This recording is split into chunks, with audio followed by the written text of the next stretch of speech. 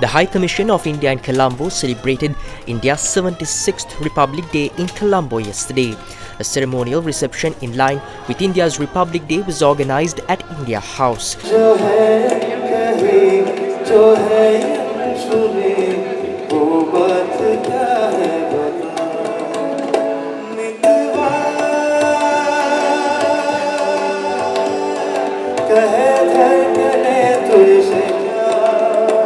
The event was attended by the Prime Minister Dr. HARINI, former presidents, former prime ministers, ministers, deputy ministers and members of parliament.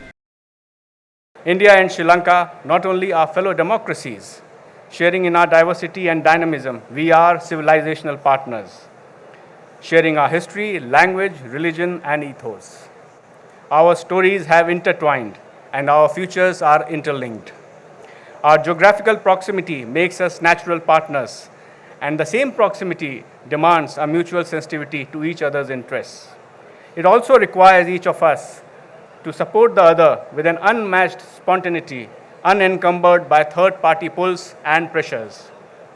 India has time and again demonstrated that it is a dependable partner and a reliable friend for Sri Lanka. Whether it is a natural disaster, mishaps at sea, the COVID pandemic, or the recent economic crisis, India has come to Sri Lanka's assistance always as the first responder. Our support has been timely, quick, and unconditional. India, as the co-chair of the Official Creditors Committee, remains involved in financial stabilization effort for Sri Lanka through its engagement with the IMF. In addition to the ongoing debt restructuring, India has created additional fiscal headroom for Sri Lanka by converting $100 million worth of development debt assistance to grants.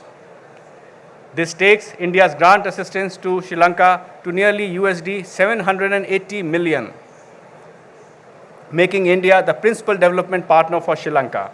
India's development assistance projects exist in each of the 25 districts of Sri Lanka.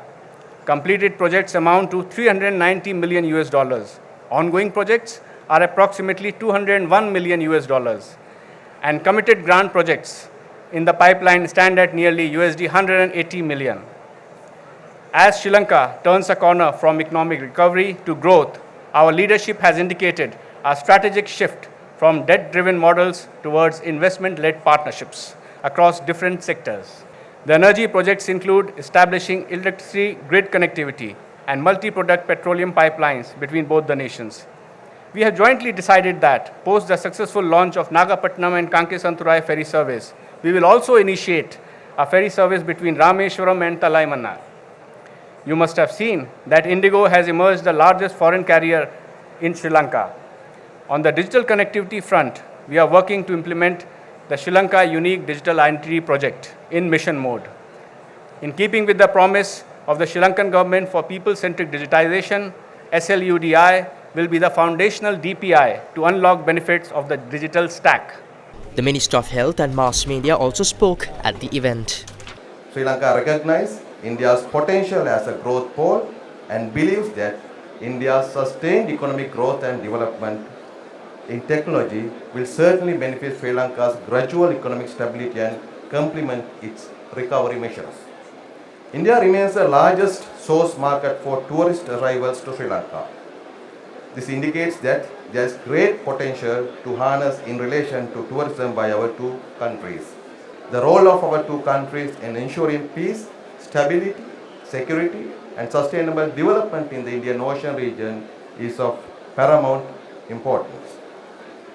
The strength of Sri Lanka-India partnership lies in collective action.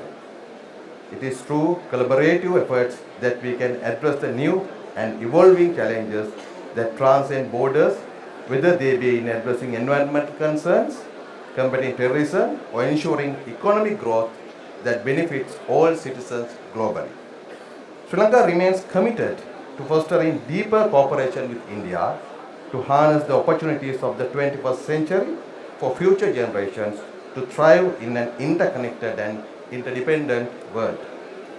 As we tread along that path, may the bonds between our two countries continue to strengthen, fostering collaboration and understanding for the benefit of our peoples.